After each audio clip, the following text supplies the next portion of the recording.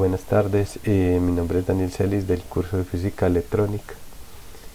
Estamos con el tema de lógica digital y circuitos combinacionales.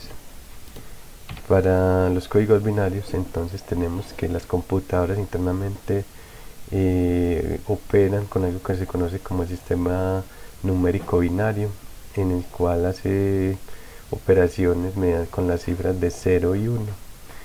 Y esas son representaciones de pulsos eléctricos. Entonces, ¿qué pasa? El 0 y 1, es decir, en este arreglo que tenemos un montón de ceros y unos, hay una representación donde el 1 se conoce como alta y el 0 como bajas. Entonces, este 0 podría ser un pulso de 0 a 0.5 voltios y el 1 de 3.3 a 5 voltios. Entonces, lo que hace internamente las computadoras es trabajar con este sistema binario.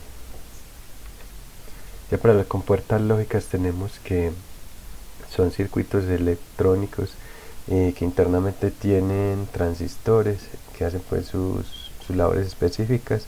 Pueden devolver respuestas de voltajes en términos de voltios o respuestas en términos booleanos, y esos booleanos son operaciones que se hacen como la suma y la multiplicación. Entonces tenemos aquí pues un ejemplo de estas compuertas lógicas. Está la AND/OR, el negación, el XOR, que es el derivado de la AND/OR o NOT, que son las tres más usadas. Y aquí hay dos formas de representarlas. También se puede representar mediante tablas de la verdad. Listo.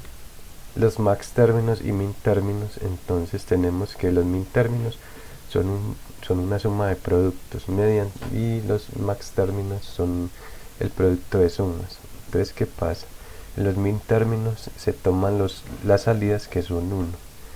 En esos min términos se toman esas salidas 1 y se niegan los ceros, mientras que en los max términos se toman las salidas que son ceros y se niegan los unos, y entonces se representan acá.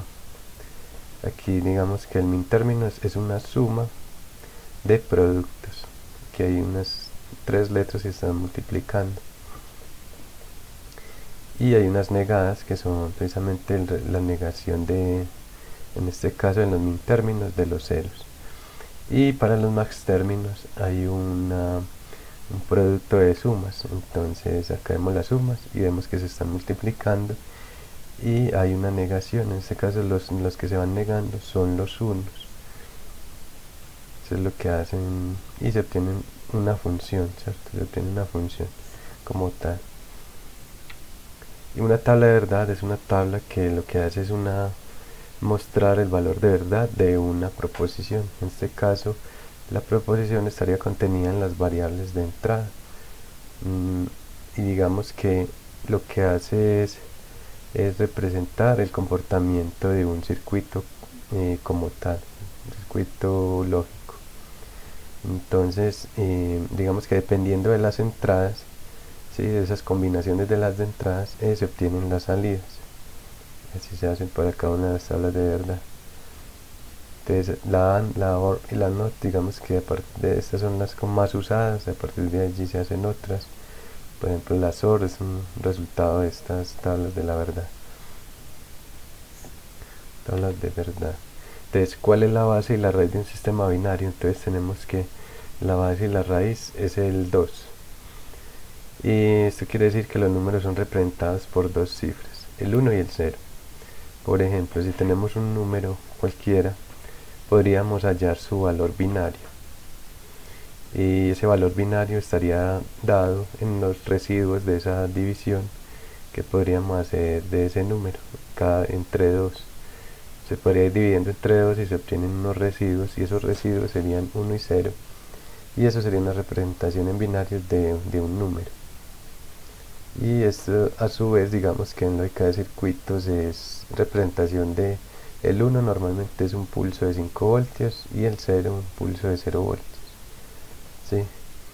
Una alta y una baja, o un verdadero y un falso. ¿Sí? Normalmente es como esa representación. Listo, muchas gracias.